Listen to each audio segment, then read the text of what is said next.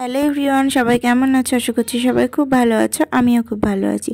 তো তোমরা গতদিন দেখেছিলে যে আমাদের বাড়িতে কীর্তনের যে অনুষ্ঠান ছিল মহোৎসব, তার আগের যে একদম শুরুর অধিবাস, সেখানে আমরা জল সাজতে গেছিলাম আর ঝুমুর নাচ ছিল।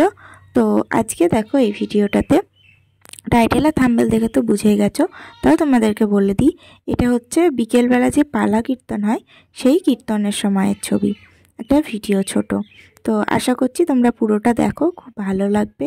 আর অবশ্যই লাইক, কমেন্ট অ্যান্ড শেয়ার করে দিয়ে অনেক অনেক ভিউজ দিয়ে দাও, ঠিক আছে? সবাই তোমরা দেখো। তো যদি কোনো ভুল হয়ে থাকে তো তার জন্য সরি। তোমরা পুরো ভিডিওটা স্কিপ না করে দেখতে থাকো। আর তোমরা সবাই বলো তো আমাদের এই ঠাকুর মঞ্চটা সাজানো কেমন হয়েছে, অবশ্যই কিন্তু কমেন্টে জানিও।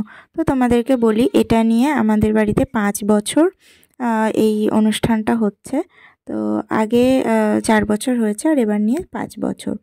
তো যাই হোক, চেষ্টা করব ঠাকুরের নাম করার। আমার মা বাবার খুব ইচ্ছা, আমাদেরও শখ। তো যাই হোক, যেন রাখতে পারি ঠাকুরের আশীর্বাদ, ঠিক আছে? তোমরা অবশ্যই কিন্তু লাইক, কমেন্ট অ্যান্ড শেয়ার করে দিও। এর থেকে বেশি কিছু আজ বলবো না, তোমরা পুরো ভিডিওটা স্কিপ না করে দেখো, খুব খুব ভালো লাগবে।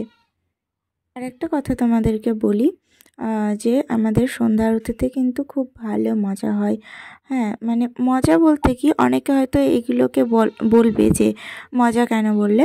মজা হচ্ছে আমরা সবাই মিলেই যে ঠাকুরের নাম বাড়িতে যতজন আছি সবাই মিলে এত আনন্দ করে কাটাই, তো এটা ভীষণ ভালো লাগে।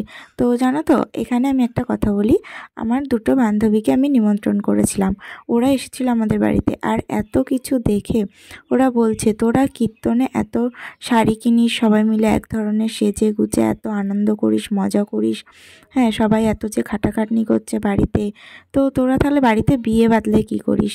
তো সত্যি কথা বলতে তোমাদেরকে এটা বলি, কেন জানি না আমাদের বাড়িতে এই কীর্তনে যতটা মজা হয়, আনন্দ হয়, মানে অন্য কীর্তনে মানে অন্য কীর্তন না, সরি, অন্য কোনো অনুষ্ঠানে একদমই মজা হয় না। তো তোমরা পুরো ভিডিওটা এবার দেখতে থাকো।